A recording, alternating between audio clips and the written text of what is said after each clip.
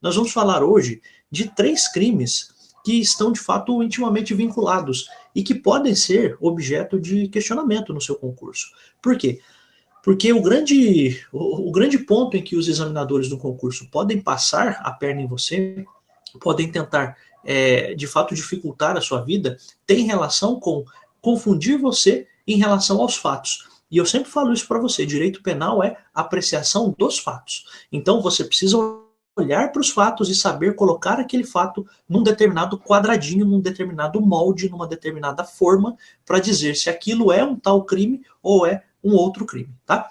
Então a gente estava falando sobre corrupção passiva, a gente chegou a abordar isso em sala ainda antes até de terminarmos, de estarmos aqui no confinamento, né, da pandemia. Então existe um ponto muito interessante que é o seguinte: quando a gente falava lá de corrupção, eu sempre disse a você que corrupção não tem a ver com dinheiro. Corrupção tem a ver com a quebra da integridade que você como servidor tem. Então, corrupção passiva do servidor é a quebra de integridade que o servidor tem por algum motivo. Possivelmente, ou na maior parte das vezes, isso tem a ver com dinheiro. Então você como servidor, solicita o dinheiro, você recebe o dinheiro, você aceita uma promessa de um dinheiro, de uma vantagem indevida. Então, em geral, é isso que acontece. Mas existe um artigo no Código Penal, o artigo 317, estamos com ele na tela, no parágrafo 2º, que trata de um tipo diferente de corrupção passiva. Então é o servidor que se corrompe, que não é íntegro, portanto, que não se comporta 100% do tempo de acordo com o que se espera dele. Olha, temos barulho de cachorro aqui, barulho de martelo, vizinho, tá tudo acontecendo.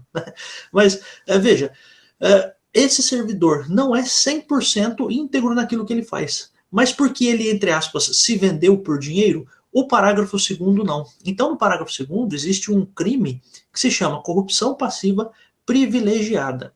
Primeiro, por que se chama privilegiada? Qualquer crime em que você encontrar essa expressão privilegiada, você precisa saber que esse crime, com certeza, vai ter uma pena menor do que o crime normal. Então, por exemplo, furto privilegiado. Né? Então, ele subtrai alguma coisa e o furto é privilegiado. O furto é privilegiado porque, com certeza, o furto normal tem um tipo de pena e o furto privilegiado tem uma pena menor, tá? Então isso é importante. Então quando você fala em corrupção passiva privilegiada, nós estamos falando de uma corrupção passiva, sim, que é punida, que vai ser punida pela lei, mas vai ter uma pena um pouco menor, tá bom? Então, qual é a grande questão aqui no artigo 317, parágrafo 2º?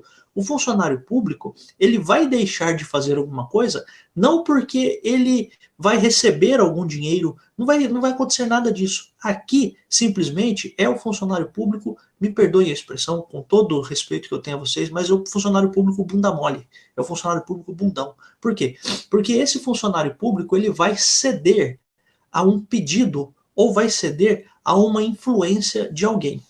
Como que se caracteriza a corrupção passiva privilegiada? Vou te dizer.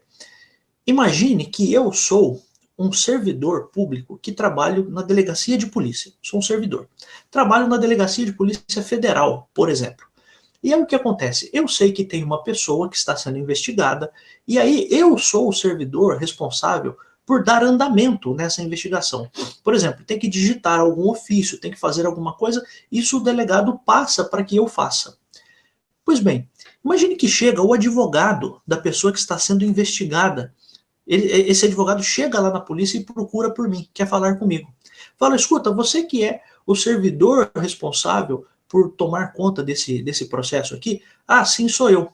Rapaz, você não consegue dar uma segurada nisso aí, não? Você não consegue esperar passar uma semana aí, porque o cara está resolvendo os problemas aí, depois ele vai vir depor. Você não consegue dar uma segurada nisso? Veja, a conversa do advogado comigo, servidor, não envolveu dinheiro. A conversa desse advogado comigo, servidor, não teve nenhum tipo de promessa de nada ilícito. Simplesmente ele chegou lá e veio falar comigo para ver se não dava para dar um jeitinho. Então veja só, vou ler o artigo. Ele diz assim: se o funcionário público pratica, deixa de praticar ou retarda um ato de ofício com infração do dever funcional, portanto, deixando de fazer o que ele deveria fazer, cedendo a um pedido ou à influência de outrem, a pena é de 3 meses a 1 ano, detenção de 3 meses a 1 ano ou multa. Preste atenção. Neste caso, portanto, da corrupção passiva privilegiada, o servidor público faz alguma coisa ou deixa de fazer alguma coisa porque alguém pediu. Não ofereceu nenhum tipo de propina, não ofereceu nenhum tipo de vantagem, não ofereceu nada. A única coisa é, ele chegou e falou, rapaz, você não consegue dar uma segurada nisso para mim, não? E veja, é importante que você entenda, por quê? Porque o funcionário público, qual é a obrigação dele? Ele tem que fazer o que ele tem que fazer. Se está na lei que ele tem que fazer tal coisa, ele tem que fazer. Se ele tem uma ordem para cumprir, ele tem que cumprir a ordem. Não pode outra pessoa, um terceiro, um advogado, qualquer pessoa que seja, chegar nele e pedir para ele deixar de fazer o que ele tem que fazer. Então ele tem que fazer aquilo. Se está na lei, se é uma ordem legal que ele tem que proceder, que ele tem que agir de uma determinada forma, por que ele não está fazendo aquilo? Ele possivelmente não está fazendo aquilo porque ele está deixando de fazer, porque possivelmente alguém pediu. Então, nesse caso aqui, é o funcionário público que se corrompe, que deixa de ser 100% integral, portanto, ele está corrompido, mas ele não está corrompido por causa de uma promessa de dinheiro nem nada disso. Ele está corrompido simplesmente porque ele deixou de fazer o que ele deveria estar fazendo. Tá? Então, essa é a caracterização da corrupção passiva privilegiada. Ela é punida pela lei, mas ela é punida com uma pena menor. Por quê? Porque aqui, no parágrafo 2º, nós não temos nenhuma menção de dinheiro, nós não temos nenhuma menção de nada. Simplesmente é o cara que cedeu, é o cara que não soube manter o seu caráter, não soube manter a sua integridade ao ponto de cumprir as coisas, doa a quem doer. Então, é essa pessoa. Vou te dar um outro exemplo. Pense o seguinte, e isso geralmente acontece, vou te dar um exemplo. Pense que nós estamos numa fiscalização. E aí, você como fiscal da prefeitura, vai fechar, vai lacrar o estabelecimento. Aí o dono do estabelecimento diz para você o seguinte, rapaz, dá uma segurada nisso para mim aí, por um tempinho, ó, não autua agora não, que eu já vou resolver isso. Vamos ter um bom senso aí, segura isso para mim.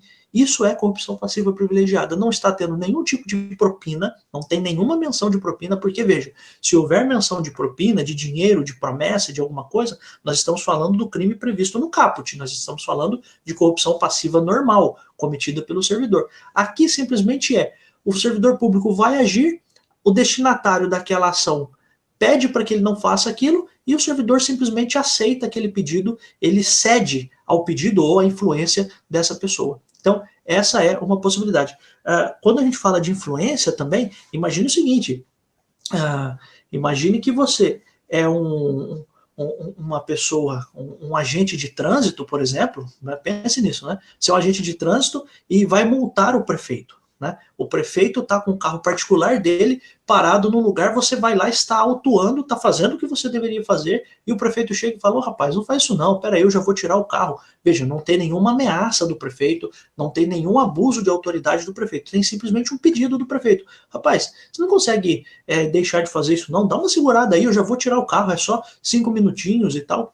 Neste caso, o funcionário público que deixa de autuar o prefeito está cometendo esse crime de corrupção passiva privilegiada. Obviamente que o prefeito também está errado, porque ele poderia, inclusive, até estar cometendo um crime de abuso de autoridade, porque está abusando do seu cargo para solicitar alguma coisa, mas nem vamos entrar aqui no mérito. Vamos apenas nos atermos à questão da corrupção passiva privilegiada. Então, esse servidor, esse agente de trânsito que deixa de fazer a autuação por um pedido do prefeito, cedendo a um pedido ou a influência, né, um poder que o prefeito tem. O prefeito não ameaçou, o prefeito não ofereceu propina nem nada, simplesmente o prefeito está basicamente pedindo para que o servidor não faça o que ele tem que fazer. Se acontecer isso, o servidor que deixa de fazer o que tem que fazer está cometendo o crime de corrupção passiva privilegiada, de novo, sem dinheiro, sem nada.